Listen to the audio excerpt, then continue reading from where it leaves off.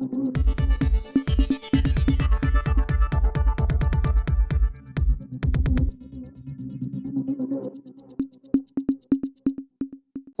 இது news focus Tamil. இன்றைக்கு நம்முடன் அரசியல் பேசுவதற்காக மூத்த பத்திரிகையாளர் திரு தராசு ஷியாம் அவர்கள் இணைந்திருக்கிறார். சார் வணக்கம். வணக்கம் அன்பு. தமிழ்நாடு சட்டமன்றம் இன்னைக்கு ஒரு பரபரப்பா இயங்கிட்டு இருக்கு.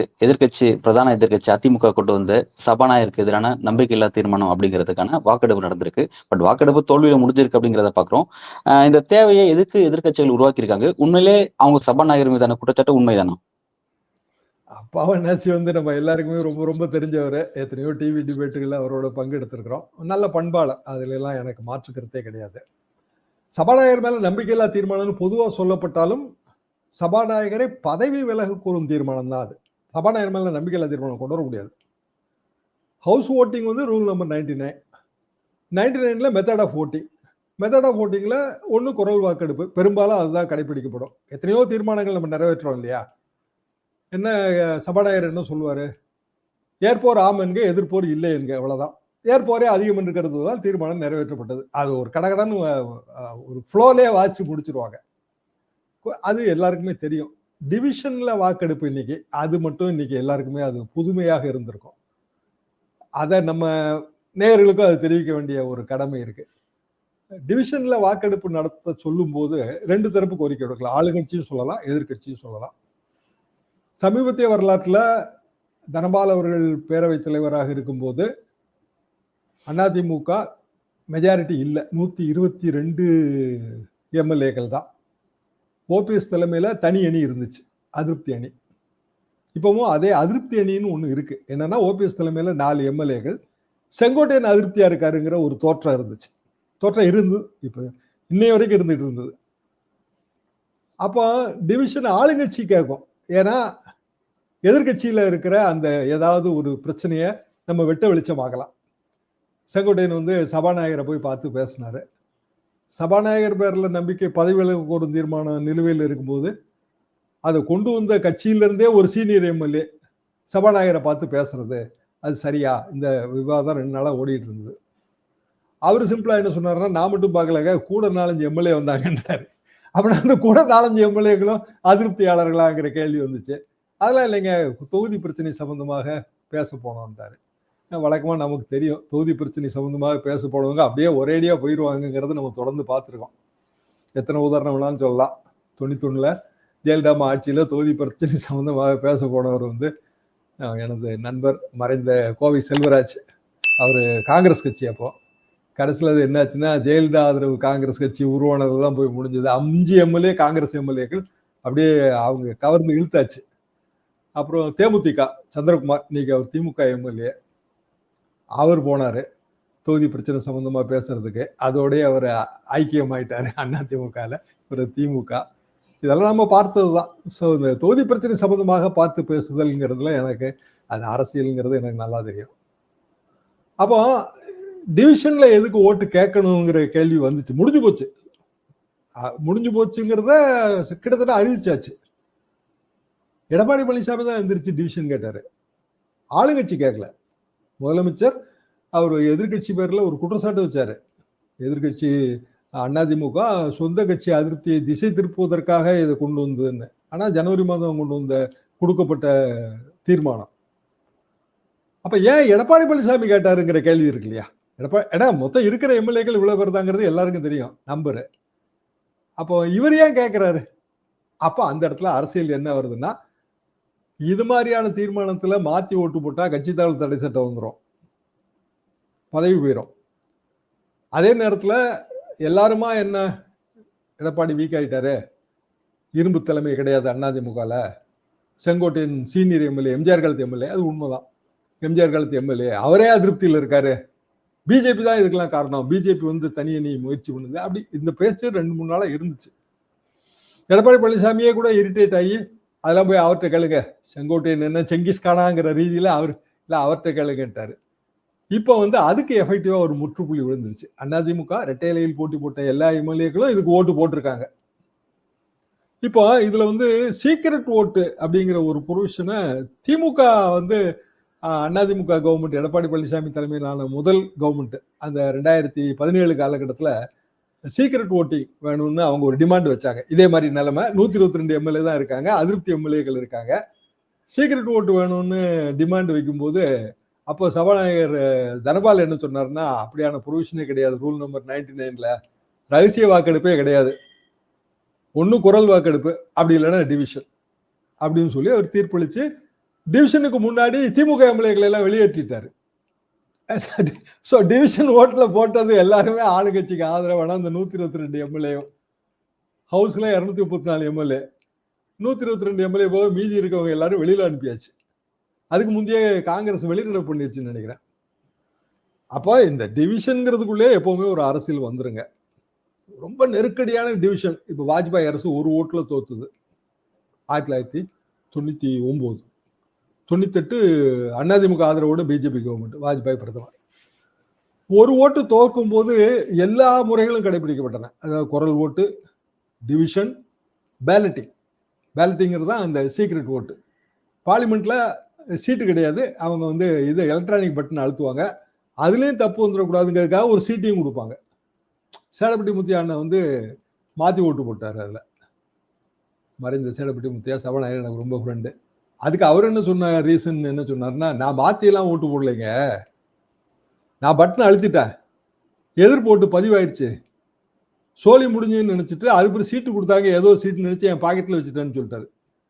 சீட்டை பாக்கெட்ல வச்சுட்டேன்னு ஒரு மூத்த ஒரு விட அப்படியெல்லாம் சமாளிபிகேஷன்ஸ் நடந்த ஒரு விஷயம். அதுக்காக நான் இதை சொல்றேன். அப்படி டிவிஷன்ல அப்ப இப்போ பொலிட்டிக்கல் பொசிஷன் என்ன? சபாநாயகர் அப்பா என்னாச்சு, அவர் மீதான தீர்மானம் தோற்கடிக்கப்பட்டது. எல்லாருக்கும் தெரியும், முதலே தெரியும். டிவிஷன் நடந்து எடப்பாடி பழனிசாமி அவர் மீதான மறைமுகமான ஒரு நம்பிக்கை இல்லாத நிலை மாறிவிட்டது. அப்படித்தானே? இப்ப இனி யாரும் செங்கோட்டையன் பத்தி கேள்வி கேட்க முடியாதுல்ல. அப்ப இரட்டையிலையில் ஓட்டு போட்டவர்கள் என்னுடன் இருக்கிறார்கள், இரட்டையில ஜெயித்தவர்கள் என்னுடன் இருக்கிறார்கள். பிஜேபி வலையெல்லாம் விரிக்கலாம் கொள்ளலாம், ஆனா இங்க இருந்தெல்லாம் யாரும் போக தயாரா இல்ல, இதெல்லாம் ஊடகத்தோட கற்பனைன்னு அவர் அப்படி சொல்லிடுவாரு. அப்போ பொலிட்டிக்கல் பொசிஷனிங் கிளியர். திமுகவுக்கு ஒரு அட்வான்டேஜ் இருக்கு என்னன்னா, திமுக கூட்டணி உறுப்பினர்கள் எல்லாரும் கரெக்டா திமுகவுக்கு ஆதரவா ஓட்டு போட்டாங்க. இப்ப திருமாவளவனுக்கு அதிருப்தி, இவருக்கு அதிருப்தி, அவருக்கு அதிருப்தி, இதெல்லாம் எடுவிடாது. இப்படியான சூழ்நிலை தான் இன்றைக்கு நடந்த நிகழ்ச்சிகளின் சாராம்சம். ஆனா சார், இப்ப எடப்பாடி பழனிசாமி இது எதற்காக கொண்டு வந்தாருன்னா சபாநாயகர்கிட்ட ஒரு ஒருதலை பட்ச தன்மை இருக்கு, பேச விடாம குறுகிறாரு அப்படிங்கிற மாதிரி பல விஷயங்களை முன் வச்சாரு. அதோட யதார்த்த தன்மை என்னவா இருக்குன்னு பாக்குறீங்க சார்? அப்பா விட்டு அது எப்படி இருக்கும்?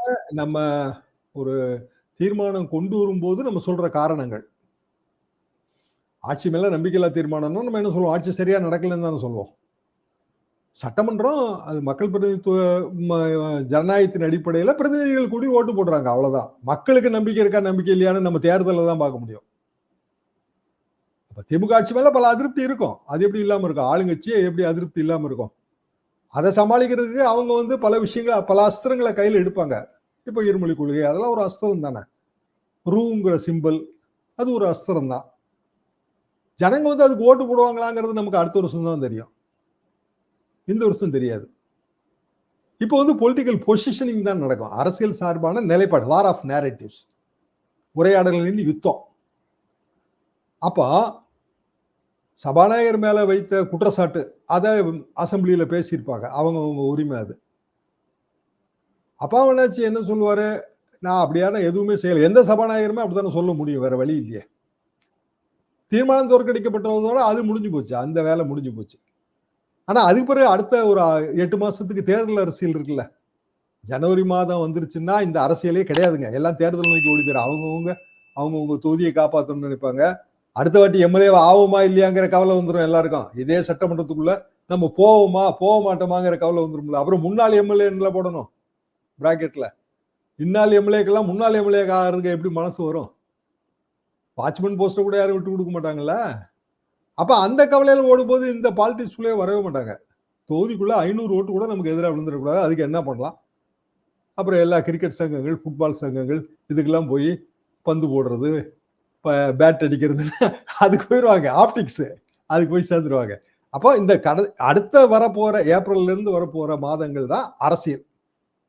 அந்த அரசியலுக்கெல்லாம் மார்ச்சோட இந்த அரசியலுக்கு முற்றுப்புள்ளி வந்துருச்சு. அதிமுகல அதிருப்தி அரசியல் இல்லைன்னு வந்துருச்சு, திமுக கூட்டணியில அதிருப்தி அரசியல் இல்லைன்னு வந்துருச்சு. ரெண்டு பேரும் அவங்கவுங்க பொசிஷனை கிளியர் பண்ணிட்டாங்க. இப்ப அண்ணாமலை என்ன செய்ய போறாருங்கிறது அடுத்த கேள்வி. அண்ணாமலை என்ன செய்ய போறான்ற அடுத்த கேள்வி ஒரு முக்கியமான கேள்வி வச்சிருக்கீங்க. அவர் செஞ்சுட்டாரு. செஞ்சுட்டாரு. டாஸ்மாகில் ஊழல் அப்படின்னா டாஸ்மாக் கடைக்கு போய் பாட்டில் வாங்குற எல்லாருமே அந்த குற்றச்சாட்டு வைக்காங்களா இல்லையா? வைக்கிறாங்கல்ல. பாட்டிலே 10 ரூபா எக்ஸ்ட்ராங்கிற குற்றச்சாட்டு இல்லாம இருக்கா? பார்ல வந்து அதிகமா காசு வாங்குறாங்க, பாக்கெட் வாட்டர் கூட டபுள் ரேட் வைக்காங்க, அந்த குற்றச்சாட்டு இல்லாம இருக்கா? அப்போ மது என்பதன் மூலமாக மறைமுகமாக பலருக்கும் பணம் கிடைக்கிறதுங்கிறதெல்லாம் மறுக்கவே முடியாது உண்மைங்க. அண்ணாமலையெல்லாம் சொல்ல வேண்டியதில்லை. பிஜேபி ஆட்சிக்கு வந்தாலும் இதுதான் நிலவரம். பிஜேபி ஆட்சியில் இருக்கிற மாநிலங்களும் இதுதான் நிலவரம். என்ன காரணம்னா அது ஈஸி மணியா போயிருது. அப்போ பாரெல்லாம் வந்து எதிர்கட்சிகளுக்கு விட்டு கொடுத்துட்டாங்களா? எந்த ஆட்சியில விட்டு கொடுத்துருக்காங்களா என்ன? சரி, எம்ஜிஆர் வந்து பெரிய மதுவின் எதிரி இல்லையா? அனைவருக்கும் தெரியும்ல. 77 பெரிய அளவுக்கு ஸ்ட்ரிக்டான மது விலக்கு கொள்வாங்க இங்க. மத்தியில் பிரதமர் மொராய் தேசாய், அவரும் மிகப்பெரிய மது விலக்கு தான் அவரோட உயிர் நாடி. 2 பேருமா சேர்ந்து இந்தியா முழுசும் வந்து இதுல ரொம்ப ஸ்ட்ரிக்டா தான் இருந்தாங்க, எம்ஜிஆரும் மொராய் தேசாயும். 80 பாராளுமன்ற தேர்தல், திமுக இந்திரா காங்கிரஸ் கூட்டணி இங்க மாபெரும் வெற்றி. சட்டமன்ற தேர்தல் நியாயமா பார்த்தா 77 பிறகு 82 வரணுங்க. இந்திரா காந்தி அம்மா 9 மாநிலங்கள் சட்டமன்றங்களை எல்லாம் கலைச்சாங்க. மக்கள் ஆதரவை இழந்து விட்டீர்கள், அதாவது பாராளுமன்ற தேர்தலில் தோத்தது மக்கள் ஆதரவை இழந்து விட்டீர்கள்னு ஒரு வியாக்கியானம் தரப்பட்டது. தமிழ்நாடும் ஒண்ணு சட்டமன்ற தேர்தல் நோக்கி போகுது. திடீர்னு 3 வருஷத்துல எம்ஜிஆருக்கு திருப்பி சட்டமன்ற தேர்தல் சந்திக்கணும்னு ஒரு நிலைமை வந்துருச்சு. உடனே டக்குன்னு அவர் என்ன பண்ணாரு? என்னதான் அதிருப்தி, மதுக்கடை எல்லாம் பெரிய அதிருப்திங்க, ரைட்டு, மது விலக்கு ரத்து ஒண்ணு, மது விலக்கு ரத்து ஒண்ணு, எல்லா கடையும் திறந்துரு.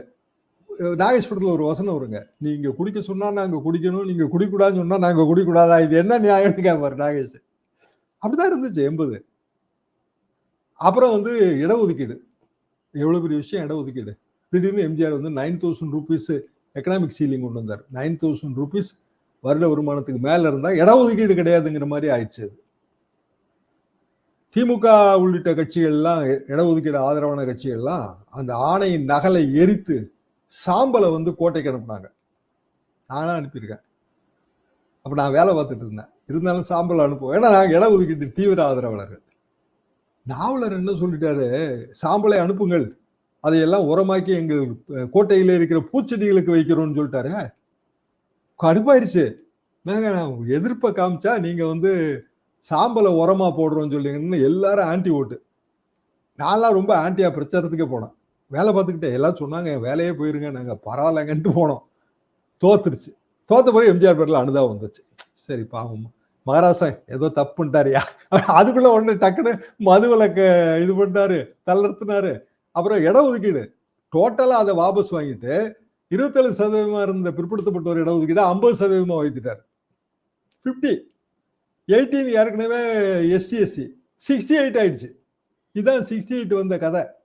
அப்புறம் 1% சேர்ந்து 69. இன்னை வரைக்கும் நம்ம 69ல இருக்கிறோம். அகில இந்தியாலே நம்ம தான் 69. எதுக்காக நான் சொல்றேன்னா, தேர்தல் நெருக்கடி வரும்போது எப்படினாலும் நமக்கு மாறிடும், பொசிஷனிங் மாறிடும். அப்பனா மது என்பதுல ஊழல் என்பது அந்த காலத்துல இருந்தே வைக்கப்பட்ட குற்றச்சாட்டு தான். 80 என்னன்னா, சாராய கடை இருந்துச்சு, அப்போ அராக் கள்ளு கடை இருந்துச்சு. இதற்குள்ள ஒரு சாகனா கடை வரும்ல, தின்பண்டங்கள் விற்கிறதுக்கு. எம்ஜிஆர் என்ன பண்ணாரு? உடையார் பிரச்சனையெல்லாம் அப்போ வந்ததுதாங்க. எம்ஜிஆர் என்ன பண்ணாருன்னா, மது விற்பனை இதெல்லாம் கொஞ்சம் பெரியவங்க கையில, சாக்கடா கடை இதெல்லாம் வந்து ஒன்றிய செயலாளர்கள் கையில, அதாவது கட்சியோட கீழ்மட்டக்காரனுக்கும் பணம் போற மாதிரி பார்த்துக்கிட்டாரு. எல்லா கட்சியும் அப்படிதான் பார்க்கும். அப்போ இதே குற்றச்சாட்டு தான், ஸ்பிரிட் எரிசாராய ஊழல் குற்றச்சாட்டு. மது மூலமாக வந்து எம்ஜிஆர் கிடைத்த பணம் என்ன? அப்போ கிளி அப்படிங்கிற ஒரு பெண்ணோட பேர் ரொம்ப அடிபடுங்க. இப்போ என்ன ஆச்சுன்னு தெரியல அந்த பேரு. கிளியுடன் பேசிய ரகசிய டீலிங், இந்த மாதிரிதான் செய்திகள் வரும். கலைஞர் நான் இப்போ 80ல வந்துட்டேன், பத்திரிகையாளனா வந்துட்டேன். பயங்கரமான குற்றச்சாட்டுகள் வைப்பாங்க. அப்ப என்னாச்சுன்னா, கேரளால ஓணம் பண்டிகையில திருவிழா, எரிசாராயம் வந்து லிமிட்டடா தான் கொடுப்பாங்க. அதுக்கு கணக்கு இருக்கு. அதுல தான் மூலப்பொருள் மதுவுக்கு, அதுல தண்ணியை கலந்து அதை பிராண்டி விஸ்கியா மாத்திடுவாங்க. அதுல வந்து பிராண்டி விஸ்கி தயார் பண்ணி ஒரு ஃபேக்டரியில இருந்து போச்சு. அதாவது எரிசாராயத்தை இந்தியன் மேடு ஃபாரின் லிக்கரா மாத்தி, IMF எல்லாம் மாத்தி ஒரு லோடு போச்சு. ஓணம் பண்டிகையோட கொண்டாட்டத்தோட அதை சாப்பிட்டு நிறைய பேர் இறந்து போயிட்டாங்க. அதுல ஏதோ ப்ராப்ளம், மீத்தேல் ஆல்கஹால் கலந்து போச்சு. அது பெரிய இஷ்யூவா மாறிச்சு.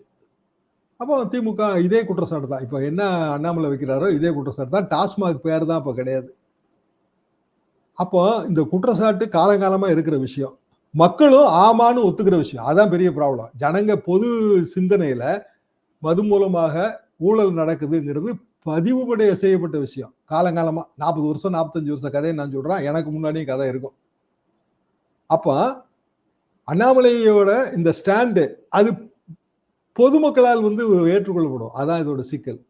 ஆனா அது சொல்றதுக்கு அண்ணாமலைக்கு அல்லது பிஜேபிக்கு உரிமை இருக்கா இல்லையா, அது வேற விவாதம். அப்ப அண்ணாமலை கிளவரா பிளே பண்ணிட்டார் அதை.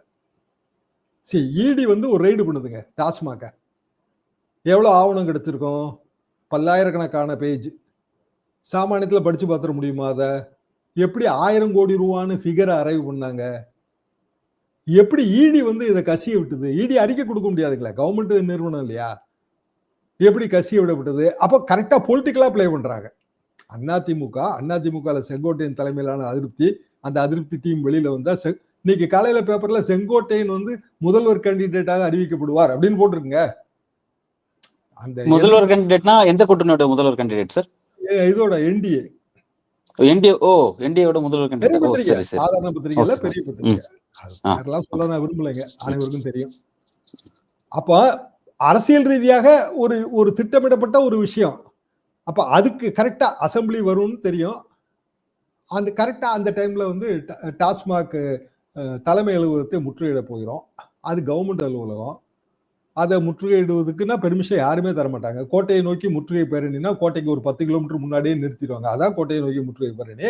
எப்படி கோட்டையில போய் முற்றுகை போட முடியுமா? யாராலையும் முடியாதுங்க. அண்ணாமலை என்ன சொல்றாரு? நாங்க முதல்ல பெர்மிஷன் வாங்கிட்டுலாம் போராட்டம் நடத்தணும்னு அவசியம் இல்லைங்க, திடீர் போராட்டம்லாம் நடத்துவோம், ஜனநாயகத்தில் எங்கள் உரிமை அப்படின்றாரு. அப்படின்னா நாளைக்கு பிஜேபி ஆபீஸ் முற்றுகை போராட்டம்னு எல்லாரும் ஆரம்பிக்கலாமா? ஆனா பொலிட்டிக்கலா இதை பாருங்கன்ற. சரி, அரசியல் ரீதியாக திமுக அரசுக்கு நெருக்கடி தரணும், அப்படிதானே எதிர்கட்சி விரும்பும். எல்லா எதிர்கட்சியும் விஜயும் அதானே விரும்புவாரு, இல்ல அண்ணாமலையும் அதானே விரும்புவாரு. அதை கரெக்டா செய்யறாங்க. திமுக மாற்று நடவடிக்கை என்ன எடுக்கணும்? என்ன எடுக்கணும்னா, வெறுமனே இந்த சட்டமன்றத்தில் நடக்கிற இந்த இந்த குரல் வாக்கெடுப்பு, டிவிஷன் வாக்கெடுப்பு எல்லாம் மக்களுக்கு போய் சேராது. ஆனா மக்களுக்கு போய் சேர வேண்டிய நிலைமை இடத்துல இருக்கிற பலரும் திமுக கட்சிக்காரங்களே ரொம்ப அதிருப்தியில இருக்காங்க. நீங்க திமுக கட்சிக்காரங்க யார்கிட்ட அதிருப்தி எதனால உருவாயிருக்கு சார்? அவங்களுக்கு யாருமே என்னன்னா, அரசு வரும்போது கொஞ்சம் அவங்க எதிர்பார்ப்பு. நான் அதுக்காக அந்த உதாரணமே சொன்னாங்க. ஒன்றிய செயலாளர் சாக்னா கடை நடத்தும் போது 80 சட்டமன்ற தேர்தலையும் அதிமுக ஜெயிச்சது, 84 சட்டமன்ற தேர்தலையும் அதிமுக ஜெயிச்சது. எம்ஜிஆருங்கிற ஃபிகர் மட்டும் காரணம் இல்லை, அந்த ஃபிகர் முக்கியம், நான் அதை இல்லைன்னு சொல்லலை. ஆனா கட்சிக்காரனும் முக்கியம். சரி, கன்னியாகுமரி மாவட்டத்தில் ஒரு அதிமுக செயலாளருங்க, அவரு செயலாளர் தான் நினைக்கிறேன், மாவட்ட செயலாளர். அவரு கொஞ்சம் பேரை கவுன்சிலர்கள் இவங்களெல்லாம் கூட்டிட்டு இந்த கண்ணாடி பாலம் திறந்திருக்காங்கல்ல, அதை வந்து ஒரு மேற்பார்வையிட்டு ஏதோ ஒரு டிவியில பேப்பர்ல வந்து செய்தான். டிவியில சாப்பாடு அரேஞ்ச் பண்ணியிருக்காரு எல்லாருக்கும். போயிட்டாங்க.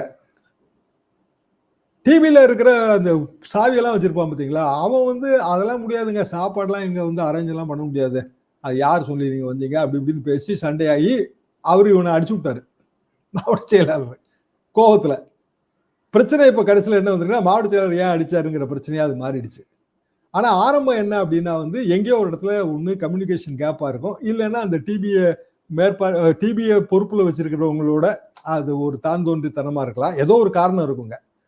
ஒரு சின்ன அதிருப்தி எங்கேயோ ஒரு மூலையில இருக்கிற கன்னியாகுமரி மாவட்டத்துல. இப்படி தமிழ்நாடு பூரா கட்சிக்காரங்க மத்தியில அதிருப்தி இருக்கா இல்லையான்னு கேட்டு பாருங்க, பயங்கர அதிருப்தி இருக்கு. திமுக அரசுக்கு ஆதரவாக இருப்பவர்கள் அவங்களுக்கும் அதே அதிருப்தி இருக்கு. அப்போ அரசியல் ரீதியா அண்ணாமலைகளை சமாளிக்க வேண்டும் என்றால் அதிருப்தியாளர்களை சமாளிக்கணும்ல, இதான அடிப்படை சூத்திரம் அரசியலுக்கு. அந்த இடத்துல திமுக தவறு இழைக்குதுங்கிறது என்னோட நீண்ட நெடிய அனுபவத்தின் வாயிலா சொல்றேன்.